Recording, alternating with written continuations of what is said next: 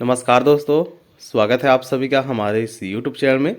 दोस्तों, इस वीडियो में बताया जाएगा छत्तीसगढ़ शिक्षक भर्ती से संबंधित जो पुलिस अनुप्रमाणक फॉर्म है, ठीक है, उसको कैसे भरा जाएगा।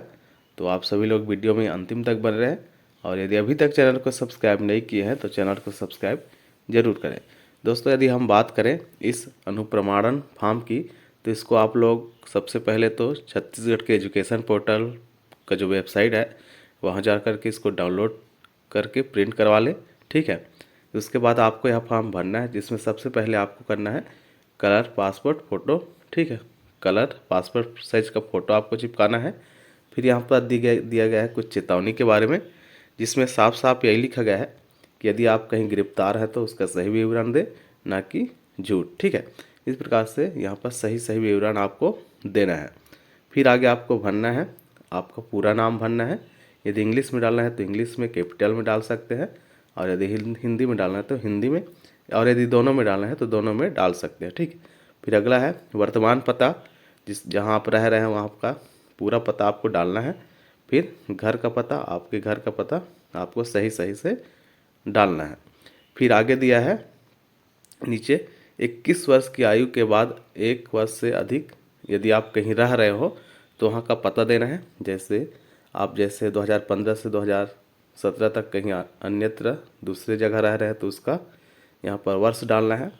वहाँ का निवास का पूरा पता डालना है, कहाँ रह रहे थे, और उसके जिला मुख्यालय, कौन से जिला में आप रह रहे थे और कौन से राज्य में स्थित थे, ठीक है। फिर आगे लिखा है पिता का, यहाँ पर पिता का नाम लिखना है, उसका पूरा नाम लिखना है, ठीक है। फिर वर्तमान डाक पता लिखना है, घर का स्थायी पता आपको डालना है, और व्यवसाय डालना है, आपके पिता का व्यवसाय। और यदि आपके पिता किसी पद पर कार्यरत है तो उसका पूरा पद का नाम डालना है, कौन से कार्यालय में है उसका पूरा पता यहाँ पर देना है। फिर आगे है 6वें नंबर पर, जिसमें उल्लेखित जो जो व्यक्ति का यहाँ नाम उल्लेखित है उसकी राष्ट्रीयता देना है। जैसे पिता की राष्ट्रीयता भारतीय है तो भारतीय, ठीक है। माता की, पति पत्नी की, या फिर उम्मीदवार की, इन चारों की आपको यहाँ पर राष्ट्रीयता दर्शानी है। सभी जो है भारतीय रहेंगे, ठीक है। फिर आगे लिखा है पति पत्नी का जन्म स्थान।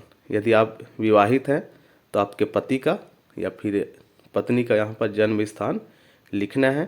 फिर 7वें नंबर पर है उम्मीदवार का जन्म तारीख। उम्मीदवार मतलब अपने स्वयं का यहाँ पर जन्म तारीख लिखना है, डेट ऑफ बर्थ। फिर आगे है वर्तमान आयु, कितनी आयु के हो गए हैं पूरे यहाँ पर विवरण देना है। फिर मैट्रिक परीक्षा उत्तीर्ण करने के समय आयु, मैट्रिक परीक्षा मतलब 10वीं उत्तीर्ण करने के समय आपकी आयु कितनी थी, कितने वर्ष के थे, कितने महीने के थे और कितने दिन के थे, यह आपको विवरण यहाँ पर देना होगा। फिर आगे है 8वें क्रम में जन्म स्थान, जिला तथा राज्य जिसमें वह स्थित हो। यहाँ आपका जन्म स्थान, जिला, राज्य, ठीक है, यहाँ पर आपको दर्शाने होंगे। फिर नीचे है जिला तथा राज्य जहाँ के आप निवासी हैं, ठीक है, कौन से जिला के आप निवासी हैं, कौन से राज्य के निवासी हैं, यहाँ आपको दर्शाने हैं। फिर आगे है आपका धर्म लिखना है, हिंदू है तो हिंदू, इस्लाम है तो इस्लाम, ठीक है, इस प्रकार का आपको धर्म लिखना है। फिर नीचे है क्या आप अनुसूचित जाति या फिर अनुसूचित जनजाति के सदस्य हैं। हाँ है तो हाँ लिखना है, और ना है तो ना। यदि आप हैं तो कोष्टक में आपको लिख देना है कौन से जाति के हैं, अनुसूचित के हैं तो अनुसूचित, और अनुसूचित जनजाति के हैं तो अनुसूचित जनजाति, ठीक है। फिर आगे है 10वें क्रम में शैक्षणिक अर्हताएँ। आपको शैक्षणिक अर्हता यहाँ पर लिखना है।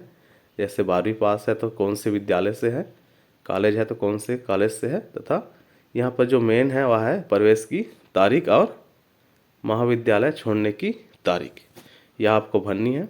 जैसे आप 12वीं में कौन से तारीख में प्रवेश लिए थे, यदि डेट आपको पता नहीं है तो केवल महीने और वर्ष ही आपको लिख सकते हैं, इसमें कोई दिक्कत नहीं है।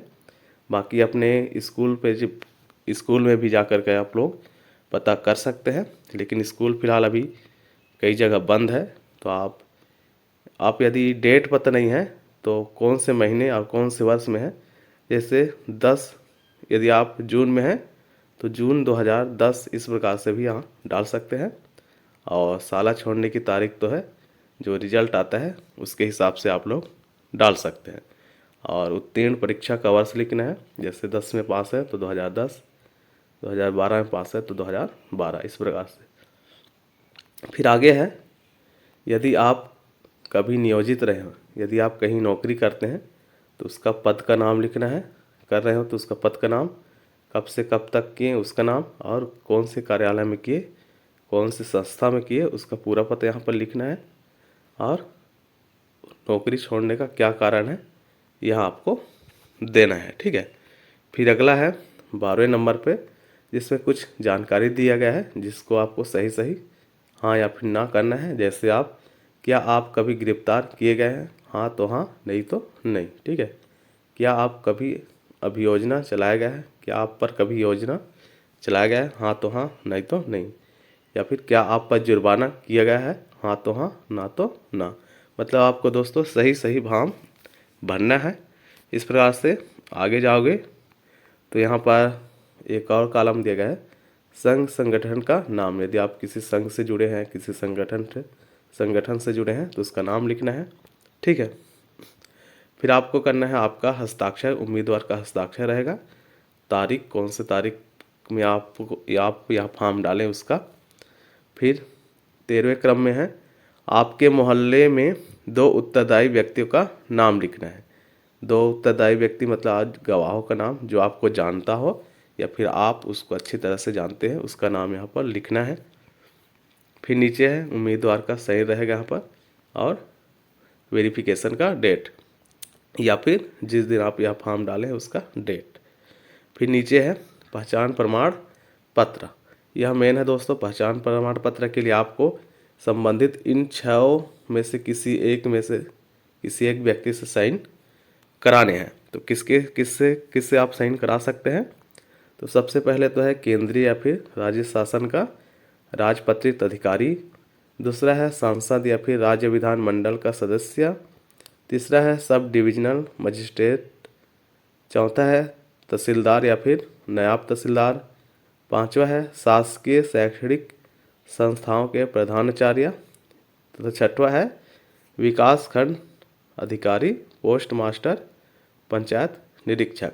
मतलब इन 6 में से किसी एक से आपको साइन कराना होगा, जो कि अनिवार्य है, ठीक है। फिर आगे है, यहाँ आपका नाम रहेगा, पिता का नाम, और वह व्यक्ति जिससे आप साइन करा रहे हैं वह आपको कितने वर्ष से कितने महीने से जान रहे हैं उसका विवरण देना है यहाँ पर पूरा। और उसका साइन रहेगा, जिससे आप साइन करा रहे हैं उसका साइन, उसका पद नाम तथा उसका पता, स्थान और तारीख यहाँ आपको भरना है। साइन उसका रहेगा जिससे आप साइन करा रहे हैं। इन 6 में से किसी एक से आपको साइन कराना है, और आपको वह कितने वर्ष से कितने दिन से जान रहे हैं यहाँ पर आपको डिटेल भरने हैं। फिर आगे है कार्यालय द्वारा भरा जाएगा। तो यह जो 3 क्रमांक है, या तो कार्यालय द्वारा भरा जाएगा, इस पर आप नहीं डाल सकते, ठीक है। तो इस प्रकार से यह फॉर्म आप भर सकते हैं। यदि इसमें कुछ समझ नहीं आया होगा तो आप लोग कमेंट पर ज़रूर कर सकते हैं। फिलहाल आप लोग यह फॉर्म अच्छे से डालें, ठीक है। तो अच्छे से और सोच समझ कर डालें, एक दूसरे से पूछ कर डालें। फिलहाल इस वीडियो में इतना ही। धन्यवाद।